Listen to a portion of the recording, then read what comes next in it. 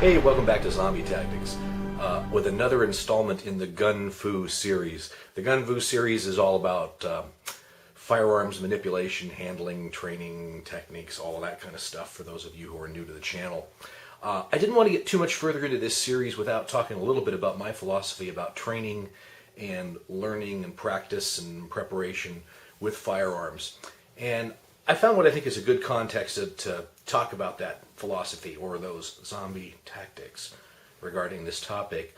And it has to do with a number of comments you'll find on almost any YouTube video done by me or anybody else demonstrating any kind of handgun technique, rifle technique, shotgun technique, what have you.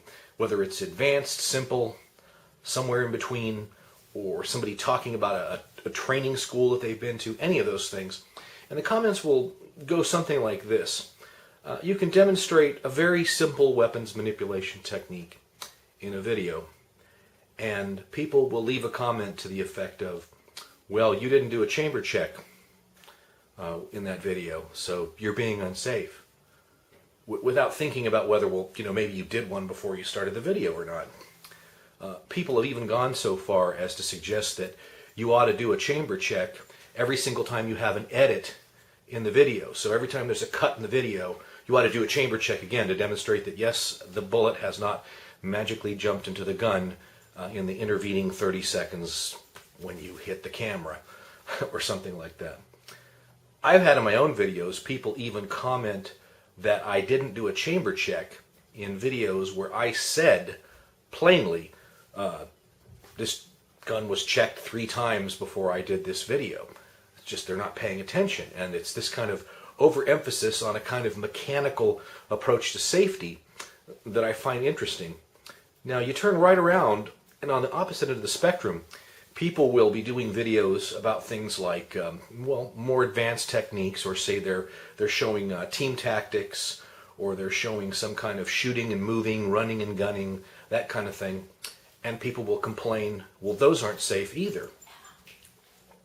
And in the same sense, while they're complaining about the fact that running and gunning isn't safe because it looks like at 3 minutes and 52 seconds, somebody, maybe if you squinted really hard, they might have accidentally muzzled their toe for 3/500ths of a second.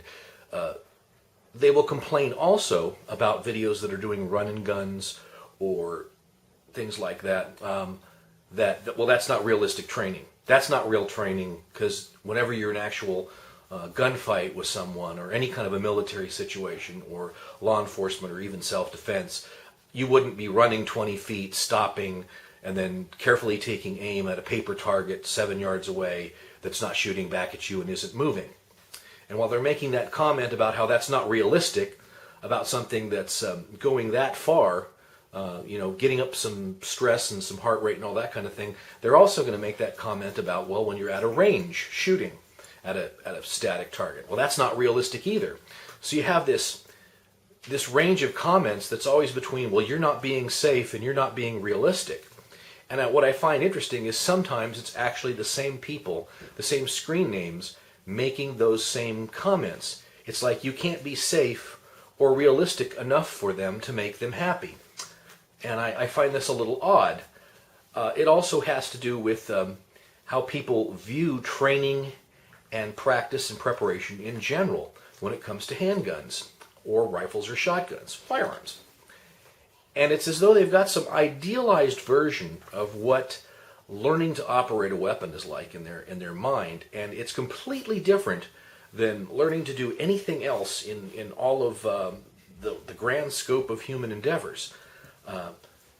If you learn to play the piano, you'll find that there are things that you have to do that are very, very basic, and you have to get those perfect, and you have to practice them over and over and over again to get them right. If you're learning to play basketball well, you're going to have to practice the basics over and over and over again to get them right. Nobody complains when you're practicing a scale on a piano that, like, well, that's not a real concert. You don't have 600 people in a hall, and you're not wearing a tuxedo, and there aren't stage lights on you. That's completely worthless practice that you're doing there on the piano. And the same thing when somebody's practicing free throws or standing at the top of the key and trying to just, sink them with no fans in the stand yelling, no opposite team pressuring you, chasing you down on the court, or anything like that. Nobody would say, oh, well, that's not valid practice for the basketball game. But they'll do that kind of thing when it comes to handguns and rifles and shotguns. And I find that odd. So the zombie tactics philosophy of training is that all training is good training if you keep in mind the context of what that training is supposed to accomplish. If you're at a range, a local commercial or some kind of a public range that's fairly well controlled, they're not going to allow you to do all kinds of things like drawing from a holster or shooting on the move. Most of the time you can't crossfire, so you're not going to be able to set up 3 targets and practice some kind of El Presidente drill or something like that. You can't rapid fire. You're going to have to shoot like 1 shot a second at a lot of ranges. So that limits the scope of the things that you can practice at a range like that. But you can still practice all of the foundational basics of weapon manipulation. So with a handgun, for instance, you can practice your stance, you can practice the grip, you can practice getting a sight picture and carefully squeezing that trigger so that you're not slamming it. You can practice a trigger reset on that. These are all basic foundational skills that you should have ingrained before you do anything more advanced anyway. So see, that's valid training, even though somebody would say, oh, well, that's not like a real gunfight. Of course it's not like a real gunfight. It's not supposed to be. You're learning the basics and you're going to move on from there. Maybe you can go out to an uncontrolled range, and from there you can practice drawing from a holster. You can practice other kinds of things because you can set up more targets at greater distances. Perhaps if the range is not busy or you find a private shooting spot, you can practice shooting on the move or set up some sort of primitive mechanical moving targets or things that swing back and forth or whatever.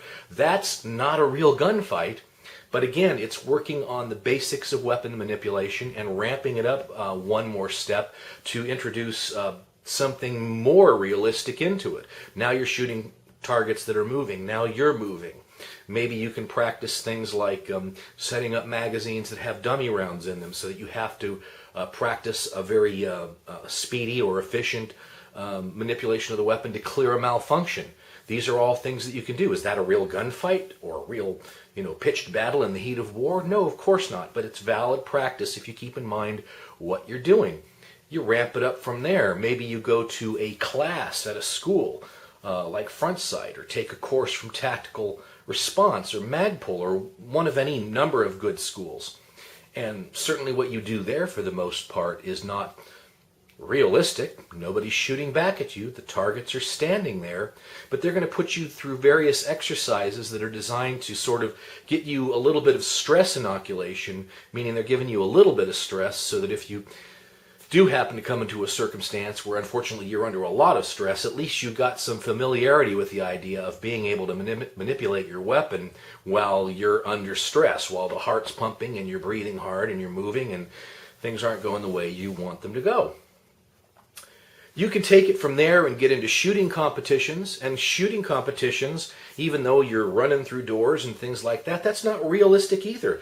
The targets aren't shooting back, and most of the time when you watch people do these kinds of competitions, they do things that you'd never do in a real life situation. You'd never clear a room by throwing open the door and coming through, just walking through as quickly as possible into a room because you don't know what's waiting on the other side. But in competitions where they're timing you, people will do that kind of thing just as a way of reducing their time. Is that a realistic fight? No, but it's a way of ramping up the stress, ramping up your skills to a higher level by doing something that, even though it's not realistic, it's the best training you can get for the real world, if God forbid you should ever encounter that.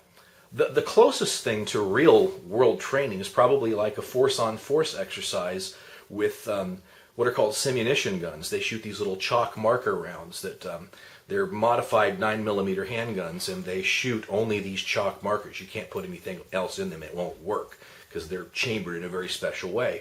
And believe me, that's a big stress thing, because even though you've got on a face mask to protect yourself from getting hurt, you usually wear heavier clothing or some kind of padding or whatever, you get hit with a chalk mark, and believe me, it leaves a welt. You don't want to get hit. So you start moving and acting a little bit more like, I need to find some cover or concealment or something that you wouldn't necessarily do in a pistol competition. But none of these things are totally realistic, and you shouldn't expect them to be. What you should do is you should take every training scenario, every kind of preparation, every kind of weapon manipulation skill that you can learn as kind of a point on a curve of ramping things up to a greater and greater level of proficiency with whatever weapons you have, and not worry about whether something is the perfect circumstance, the perfect scenario. That kind of thinking limits you in what you're willing to do, because the more realistic you get, by necessity, the less safe you are. That chalk marking exercise, those chalk marker guns, the simunitions, those are actually dangerous weapons. If you don't have your face mask on and somebody hits you in the head with one of those at close range, you could get killed. You could get put in the hospital. There's real danger with something like that. So it's not 100% safe. At the same time, when you're just, standing around on a range and you've got a gun in your hand, no matter what rules you follow, even if you follow the 4 basic handgun rules, things can happen, and it's not a 100% safe environment. But we do things that aren't safe all the time. We drive, we handle knives, we handle electronics, we, get in the shower every day. More people are killed slipping in the shower than anything else. Those are not 100% safe situations. The key is to find a balance between safety and realism, and at the same time keep in your mind the context of whatever you're trying to accomplish and what you're trying to learn and the skills you're trying to hone in your own personal training and preparation regimen with working with guns. Now, throughout the year, I hope to be going out to some various schools, front sight probably, tactical response, some others, and I'll be doing after action reports on the kinds of training those schools do. People will comment and they'll say, well, that particular school is no good because they don't teach blah, blah, blah, blah, blah. Their favorite thing, their perfect idea of what's either perfectly safe or perfectly realistic, or as close as it gets. And then they'll do the same about the other school. It just can't be that there's one school that does everything perfectly right and all the others are wrong. So my approach is, you go to a particular school or you take a course from a particular trainer, and what you've got to do is you've got to kind of come in there and you've got to say, okay, I'm going to empty my mind of everything I know. I'm going to not pretend that I know anything. I'm going to try and be a sponge and soak in what this school, what this teacher, what this method has to show me, and then what I take away from it, I'm going to build into my own personal GunFu and my own personal private training and preparation. And that's kind of the ZombieTactics philosophy on the points on a curve, the training continuum. That's ZombieTactics for today, and we'll see you next time. Bye-bye.